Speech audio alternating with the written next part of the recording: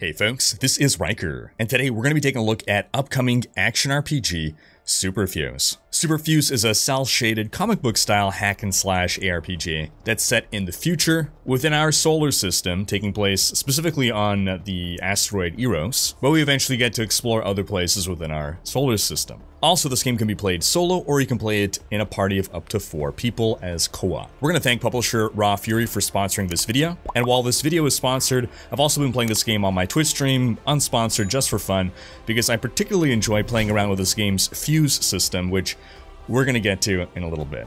Superfuse is hitting early access on January 31st. You can get it on Steam for $24.99. So currently in Superfuse, you got 3 classes to pick from. You got your Berserker, that's your standard melee type. You got your Elementalist, this is sort of a mage. You can go either fire or ice, or a combination of the two. And then you got your Technomancer, which is your summoner class. I've got about 10 hours of play experience with Superfuse so far. I've been playing the Elementalist, I've been focusing on ice builds, but I've also been taking a look at some fire builds. And before we get too granular, I'm gonna say big picture, one vibe that I really got while playing this game was Diablo 2. And speaking of Diablo 2, they've actually hired Senpai Something, the developer of Project Diablo 2, one of the biggest Diablo 2 mods right now.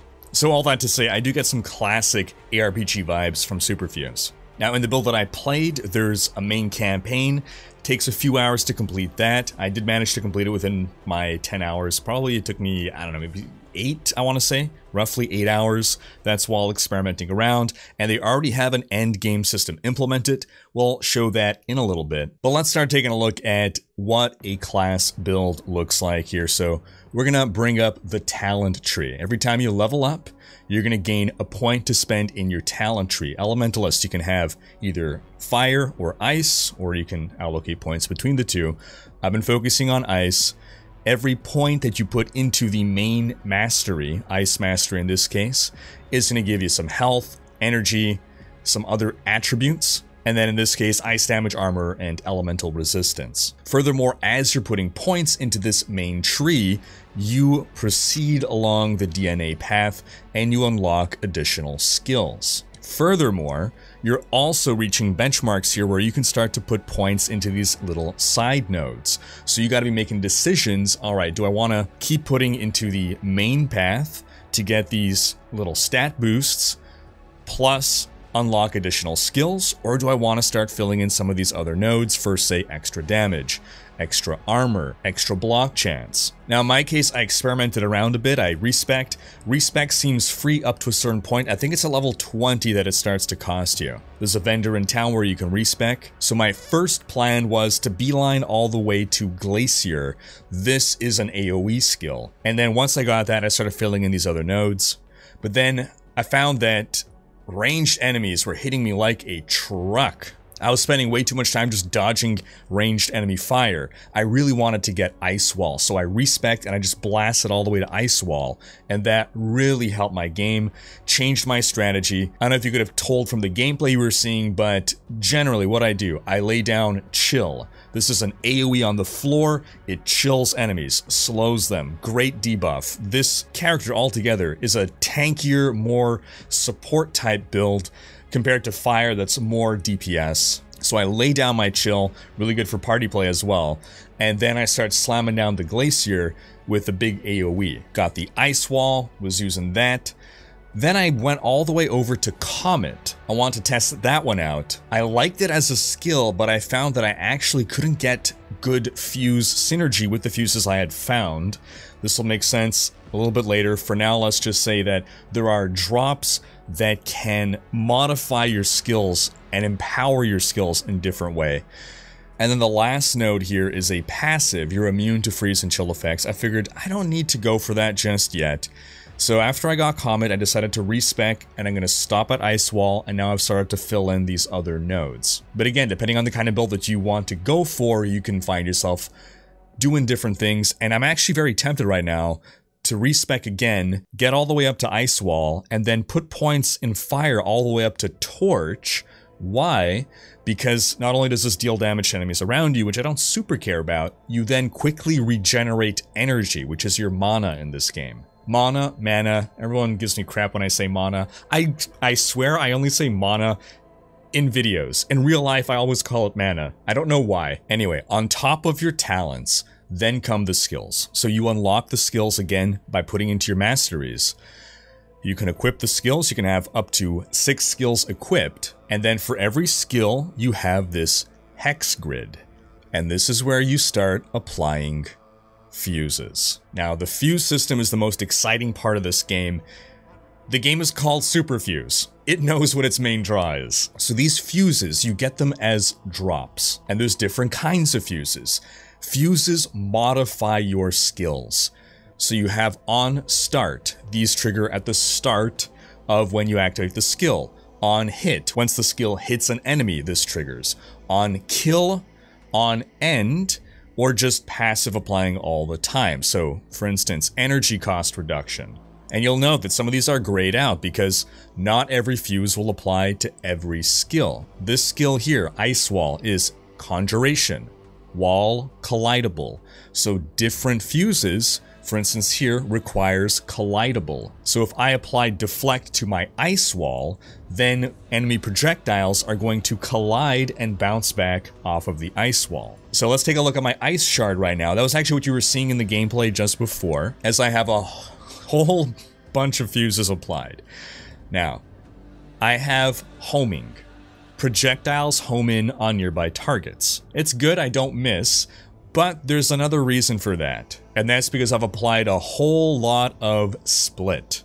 Some fuses you can apply up to 3 times. I only had 2 splits, otherwise I would have put 3. But hitting an enemy splits the projectile into multiple projectiles, and then the damage is split equally between each projectile. So, Energy Shard is a single target Ice Blast. You're throwing a snowball at someone. Very pointy snowball. Split makes it, in this case, split into 3.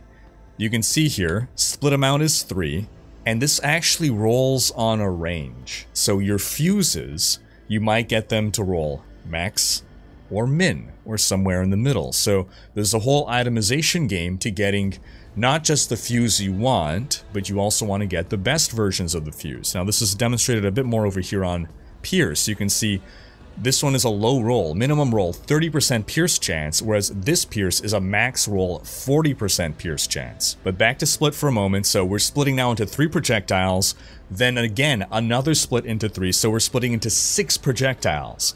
So I've taken this single target skill and now it divides into 6, so I can be hitting 6 enemies at once, and then I've applied 3 pierces to get 33% pierce chance, 30% pierce chance, and 40, so altogether I have over 100% pierce chance, such that my Ice Shards now always pierce through enemies to hit other enemies. So yes, I am splitting my Ice Shard into 6, and the damage is divided by 6, but each of those 6 Ice Shards are now piercing, so I'm hitting enemies multiple times. And this is where the homing comes in, because now I'm shooting a whole lot of projectiles everywhere, and they're gonna whoop, zip back around and hit the enemies. I've also applied Ricochet, so that when I'm in tight corridors, and my Ice Shards strike the walls, well, they're at least gonna get a bounce out of them in order to still potentially hit more enemies. And then, just for the lulz, I put Shrapnel. This is on end. On end, your projectiles shrapnel into many smaller projectiles. So at its base, Ice Shard is just a simple, boring little icicle that you're throwing at enemies, but the gameplay you're seeing with all the crazy spikes going everywhere are all because of the fuses that we've applied. And I really like this system for a couple of reasons. The first is, while you have a limited number of skills in this game, and so you're probably going to be using the same skill or skills for most of your time in the game, you're still, as you level up, going to feel like you're getting stronger and more, your skills getting more impressive, because it's visually changing. It's doing more things other than just more damage. I mean, I guess technically, if you really want to, you can get very boring fuses, but what excites me is all the crazy things that you can manage to do. Now you'll notice up here, fuse capacity. Every fuse costs a certain amount of DNA. So this one is 15, that's 15, that's 15, and that's also 15. They're between 10 and 15. These down here are 10, these are 15, these are 10. So as you level up, you gain more fuse capacity, allowing you to put more fuses. So not only do you have to find fuses, you also need to level up to be able to apply more fuses. And then how you apply these fuses also matters. You have to make sure you have the room. So I'm picking up right now my shrapnel. Now every fuse has its own pattern of hexes. You can see this one here. I'm rotating it now. It's a little Tetris game. Has these 3 hexes. With the scroll wheel, you can reposition and you have to fit it into your grid. So here it doesn't fit, here it doesn't fit, here it fits. If I had rotated it, it doesn't fit that way. Here it's conflicting with another existing fuse. So you have to figure out how to fit all your fuses together and ensure you have the room for it. Now, the other thing that these fuses do is that they level up your skills. Every fuse will grant you some amount of skill power. This one is 3 skill power. This one is 3. This one is 2 skill power. Now, as you allocate skill power, your skills level up, thus becoming more powerful. You are, however, gated by your character level. So right now, my Ice Shard has enough skill power to be level 8, but I need to reach level 24 in order to actually get it to 28. So right now it's a bit overkill on the skill power, so it's still just a level 7 skill. So right here in town, we're just going to quickly show you what Glacier looks like. Shoots out a little spike. That's nice. It's a good start. But you can actually apply a combination of fuses to your Glacier to make it so insane that at least in this current build, it crashes the game because of how much it's shooting out. And it is awesome, and it actually depends on the number of enemies on screen. You get a good amount of density of enemies on screen, and your Glacier is shooting out so many Glaciers all over the screen in a cascading effect that the game can't handle it. It's something that they're working on, but it was some of the most fun I had with this game. But here, just take a look at what you can turn Ice Glacier into.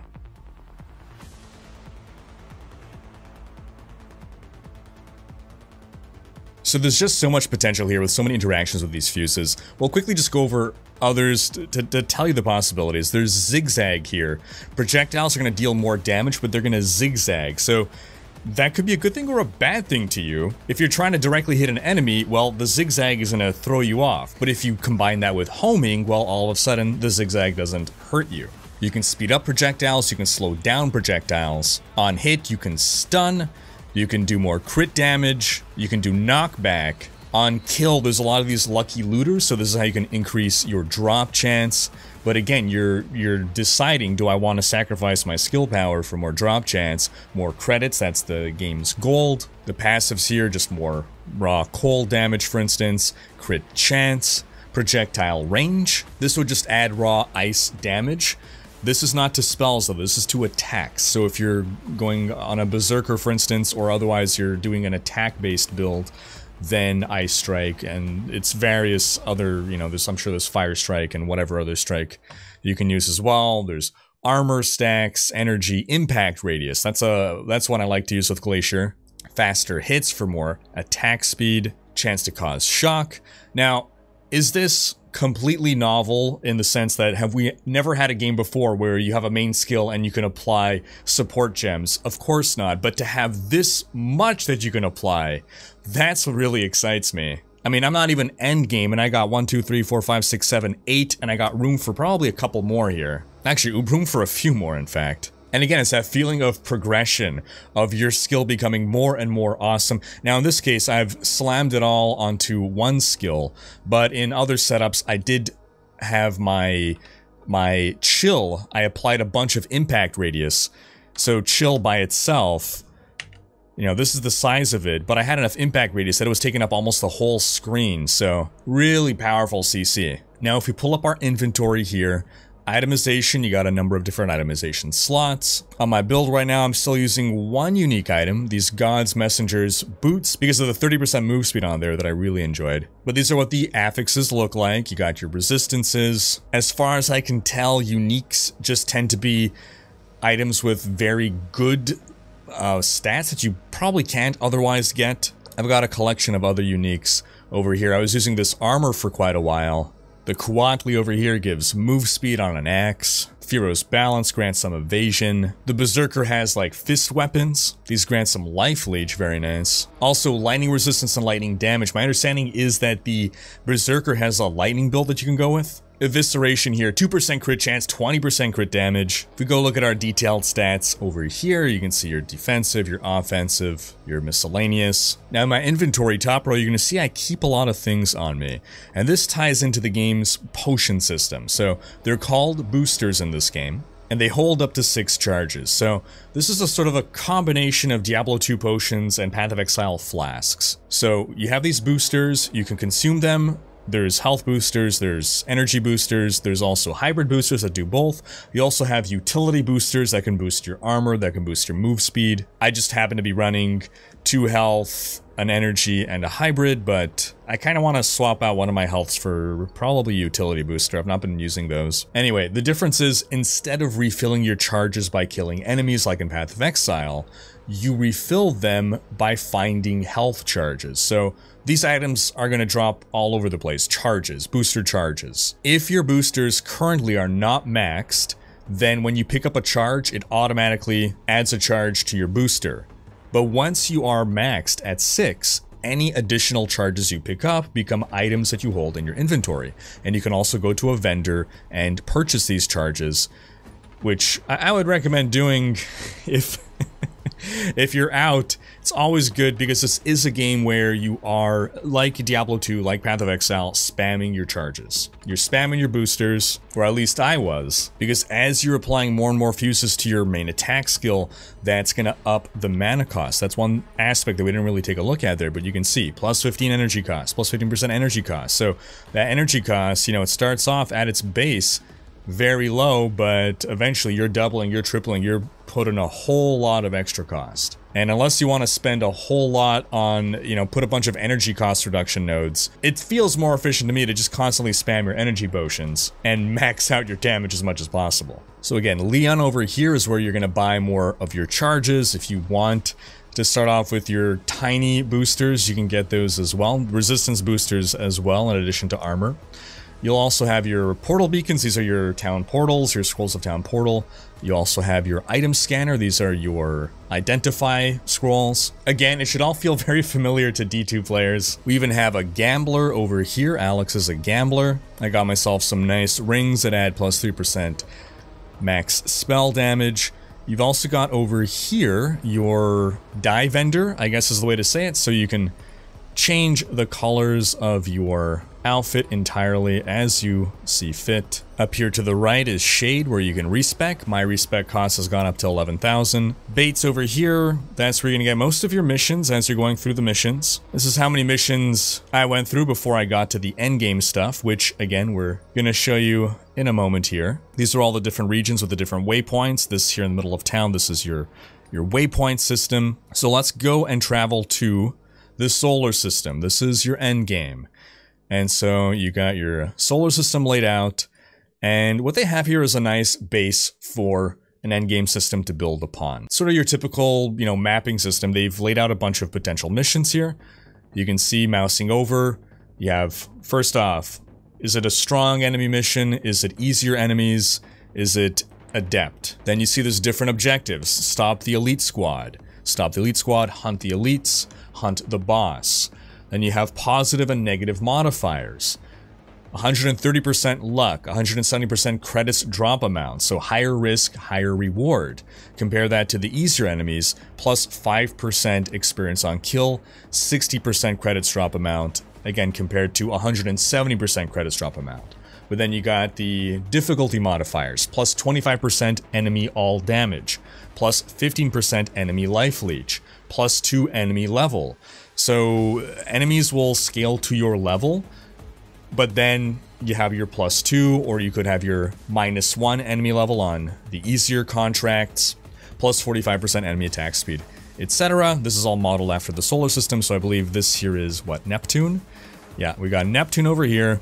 You travel in, and that's what they have for the contract system for now. Once you've completed a contract, you'll then get a new contract added to the star map here. They've even got Pluto all off by itself. But yeah, again, this is a nice base for them to work off. I'm hoping they're gonna build upon this going into the future. I'm sure they will. I saw one person describe Superfuse as a diamond in the rough, and I think that's a really good way of putting it. The build that they gave me, it's got some bugs, it's got some issues. Again, they're hitting early access on January 31st. This is not going to be a full and complete and super done, polished game. It's going to be a process. They're going to keep supporting it, they're going to keep working on it. And I should also stress this is not a quadruple A giant blockbuster aRPG developed by an army of 1,000 devs. This isn't the Diablo 4 killer, it's not trying to be. This is a $25 game. Maybe this is something that you pick up and you play during a down season of your main aRPG, and who knows, as they keep building it and building it, maybe this is going to become your main game. But I'm definitely planning to keep my eye on the development of Superfuse. And so if you want to check it out, again, it's on Steam, just follow the link in the description below. Thanks for watching. If you enjoyed this video, please share it, check out these other videos, and subscribe to join Rhykker's Raiders for more aRPG content.